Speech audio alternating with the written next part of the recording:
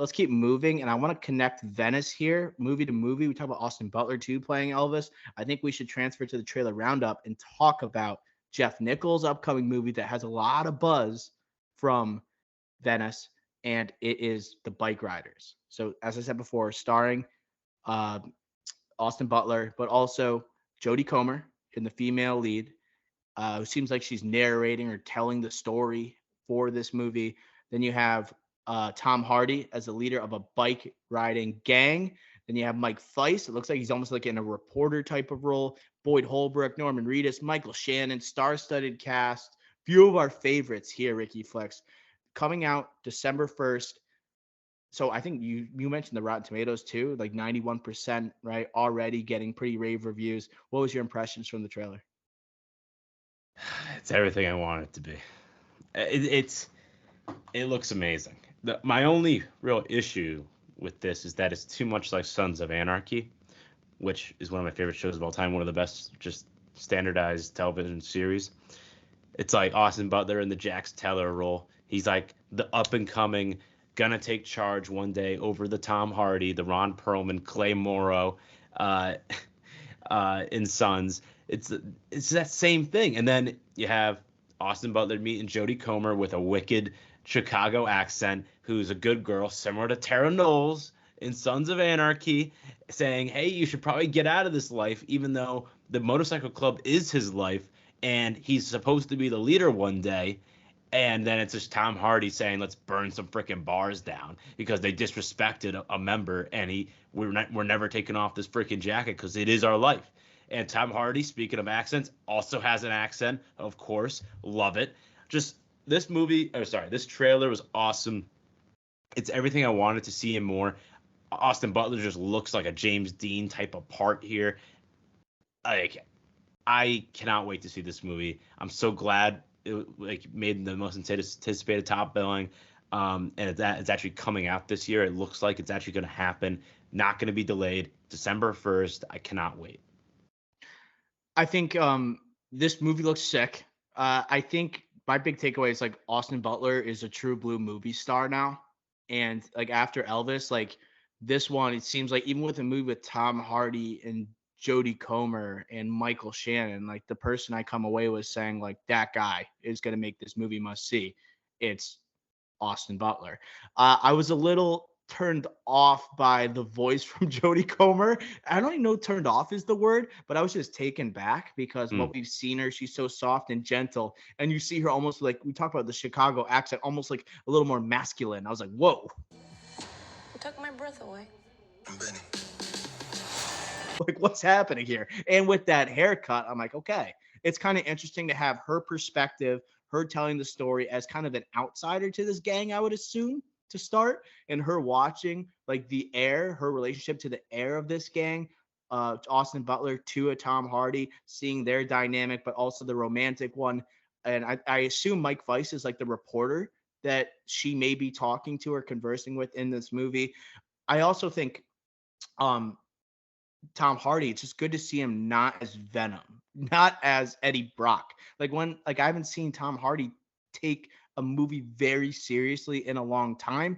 And I think he's playing a character is a lot older than he actually is for some reason. Like I don't know if he actually looks as wrinkled as he is in this movie. I don't think he's hitting 50 yet, but if you ask me how old is the character he's trying to play, I would say he's like mid 50s, almost pushing 60. Like it seems like he has a lot of wear and tear on his body. I think that just goes with the lifestyle you're going to see from the Bikeriders. But I'm just happy to see this dynamic between one of my favorite actors with Tom Hardy taking something seriously and then arguably the hottest young actor going right now with Austin Butler. That's a dynamic I can't wait to see.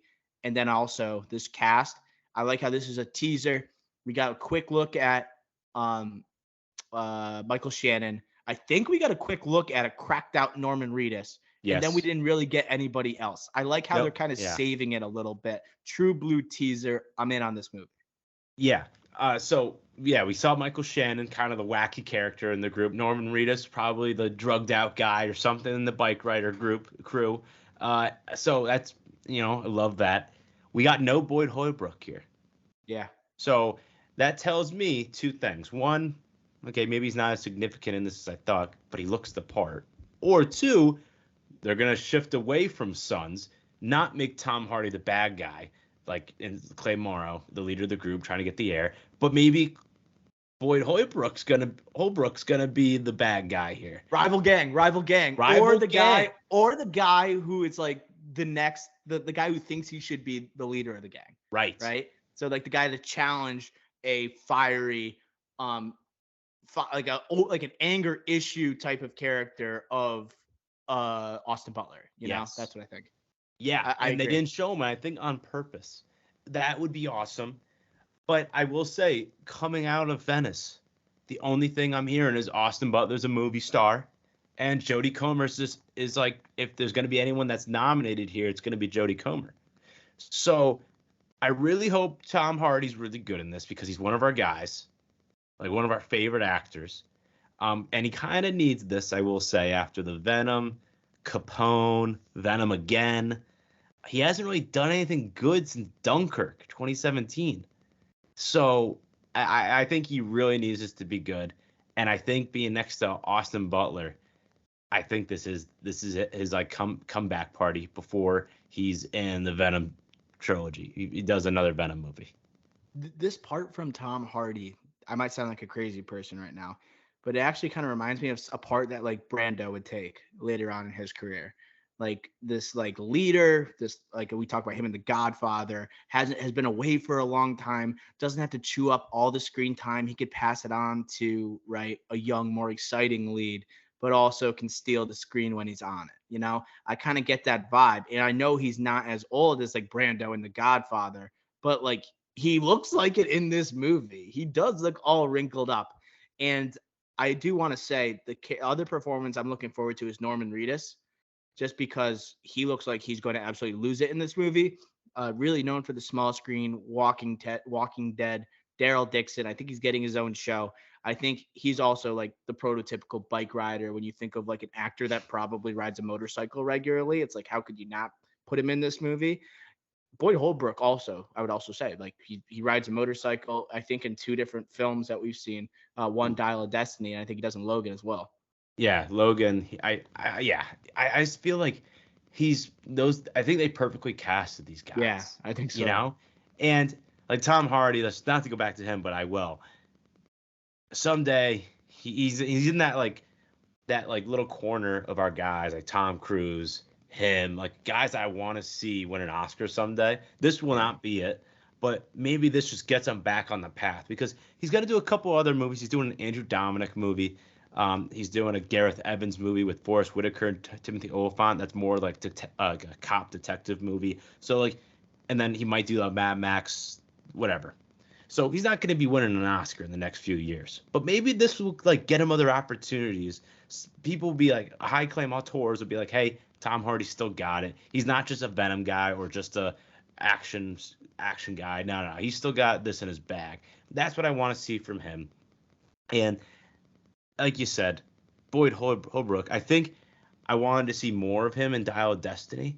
So maybe here he gets a bigger platform, or a bigger role, I should say, not platform, bigger role here to kind of showcase his skills because his career is a lot younger than like a Tom Hardy. I'm not saying Boyd Holbrook, I want to see win an Oscar. I just want him to be in more stuff, you know? I want him to not play a villain every time.